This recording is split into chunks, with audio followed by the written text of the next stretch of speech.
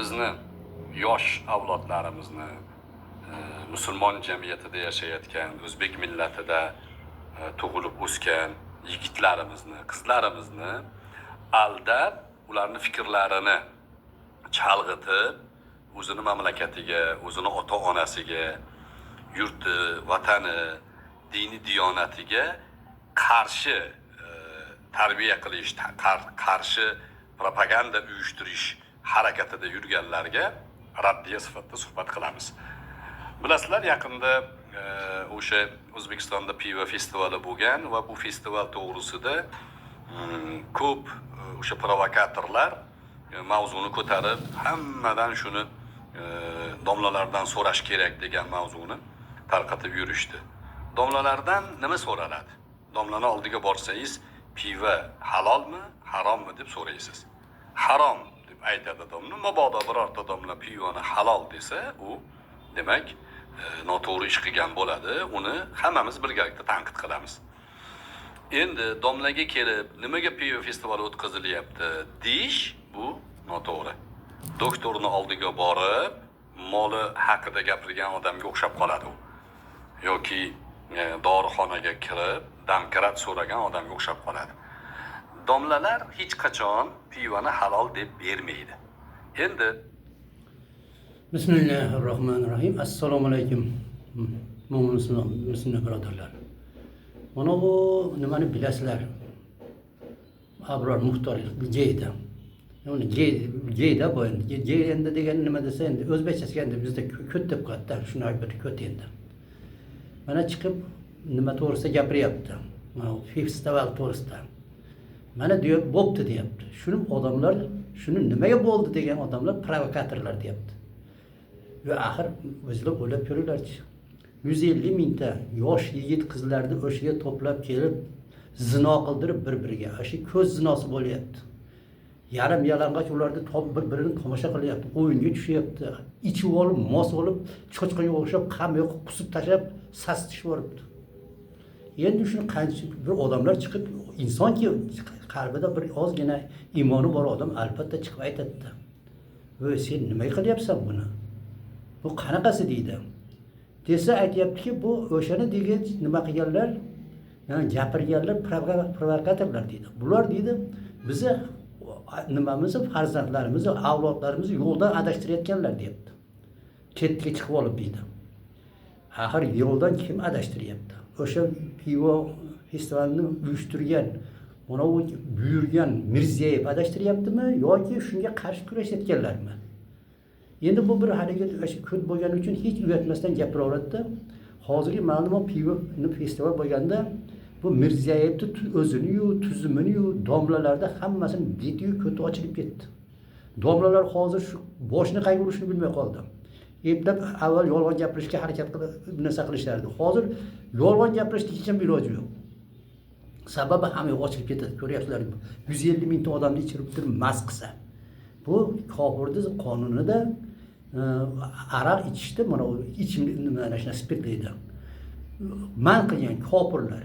Shuni musulmon deb da'vo qilgan Mirziyoyev qilyapti. Endi uni o'zini musulmonlarning rahnamolari degan mana nima mufti, qozilar bir teshga kirib olib turibdi. Axir buni to'g'ri deydi-sa, hech iloji yo'q. Bu yomon narsa deyilsa, buni prezident o'zi qilyapti, shuncha qo'yyapti. Endi shuni bittasi chiqishda kimdir chiqish kerak. Chiqqanda mana u shuni maqtab berish kerak. Shuni to'g'ri nima qilayotgan. Nima bu pivani shunaqa maqtayotgan to'g'ri. Bu yerda kim yomon?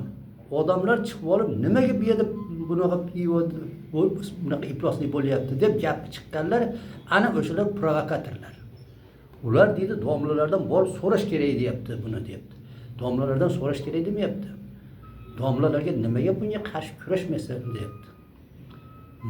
Domlalarning vazifasi kurashishdi. To'g'rimi?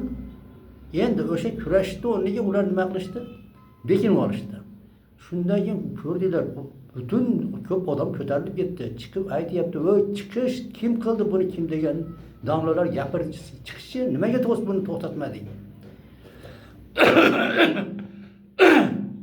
Bu nimada yomon ishni bo'lganda qo'lingiz bilan qaytaring degan, bo'lmasa tilingiz bilan, bo'lmasa qalbingizda yomon ko'rib turing degan. Qo'l bilan kim qaytaradi desa, prezident shu armiyasi bor, o'sha qaytarish kerak. U prezident o'zi o'sha shu po'xni yeb, ashuni bayram qilib qo'ydi. Uni vazifasi o'shani qilganlarni jazolash kerak edi. Yo'q. O'zi qildi. Endi bular qarasaki o'zi qilib qo'yibdi. Endi agar shuni boshqa odam bizga o'xshagan bir da'vatchilar agar shuni qilganda, yo'q, kiyaverardi. Endi buni qanaqa qilib chiqish kerak? Buni to'g'ri deyishga hech odamni aqli ham yetmaydi, uyati bor odam buni ham gapirmaydi ham.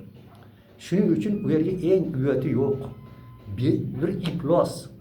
Endi bundaychasi aytganda islomda eng iflos odamlardan bittasi shu geylar bo'ladi. Mana u Abror gey.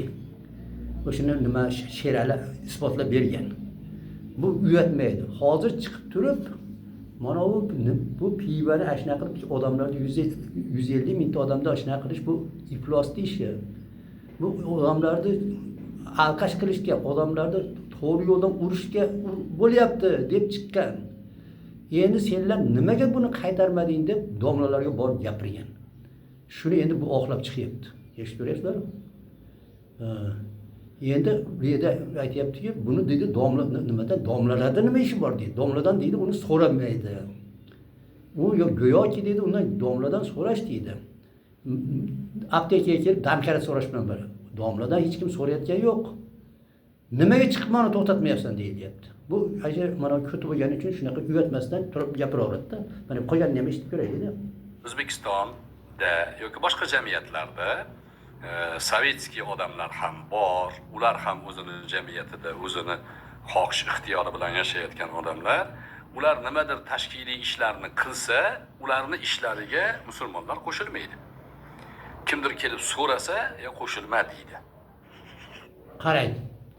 Bu deydi nimada O'zbekistonda boshqa davlatlarda shunaqa kofirlar bor degan deyapti. Uni boshqa nimasi deyapti. Musulmondan boshqalari kofir bo'ladi.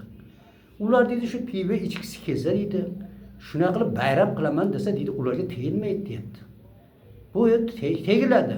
Sababi bu butun dunyoda nima qilingan? Bu harom narsa deb turib shu reklamani to'xtatish kerak. Qarang, buni o'sha oqlab beryapti. Endi arada shunaqa qilib odamni ichkilikni ichish bu reklama deydi. Odamlar kelinglar, mana bizga o'xshab mana ichinglar degan bo'ladi. Bilasizlarmi, mana narsalar reklama qiladi, maqtaydi. Shunda maqtayapti. Qarang, qanday bir yaxshi. Ichib olib mana undaqa maza qilib o'ynash deyapti. Endi bunga bu xudo urgan bu ko't endi aytyapti, endi bu ko'tda o'zi nima qildi, uni xafa bo'lishdi ham hojat yo'q. Shu aytyaptiki, ularda haqqi bor deyapti. Qarang. Mana aholisining 95% musulmon bo'lgan davlatda kimdir haligi kofirlar buni sovetlar bunaqa deb pardalab aytyapti. Endi haligi buni mana ko't desak, ko't bilan uni nima qilib 3 harf deb qo'yamiz, yashirib. Shunisiga bu ham 3 harf deganda yashiryapti. Ular qilsa bo'ladi deyapti. Unga ruxsat bor deyapti. Qanaqasiga ruxsat bo'lishi mumkin? O'zinglar o'ylab ko'ringlarchi. Endi bu yerda yana yolg'on gapirgan. Yana endi o'sha odamlarni ichishga chaqirayotganlarni to'g'ri yo'lga chaqirganlarni bu bizni avlodlarimizni adashtirgan deyapti. Adashtirganlar ular deyapti. U pivo nimasiga qarshi chiqqanlarda shu pivo festivaliga provokatorlar deyapti. Endi yana bir oz yo'ldan bittasini nima qiladi? Domlalar shu ishni qiladi. Endi bilasizlar, shularning ichida Abraha degan bola, asli ismi Baxtiyor. Baxtiyor, akasining ismi Bahodir, bu shunaqa bular. Bular shu Toshkentda Olmazordami qayerdadir turgan. Bu yerda pivo to'g'risida gap ketyapti. Bu iflos shunda darrov boshqa qilib burib oladi. Darrov haligi. Endi kimdir Abraha degan deyapti. Bir Ibrohim degan odam shunga qarshi chiqdi. Endi uni ukasi-yu, akasi-yu, enasiniga qaramayotgandir, otasi o'lib ketgandir. Undan keyin bu bilan nima qilib sadr spor qilaverdi ki, Fransiyada gaplashamiz dedi. Boruvdi, bir urganda shu kichqonday qochib ketdi. Nima itdek g'ingshib qochdi. Ana nimaga tushgan? Mana bu YouTube'ga. Shunda ham uyalmay chiqaveradi-da.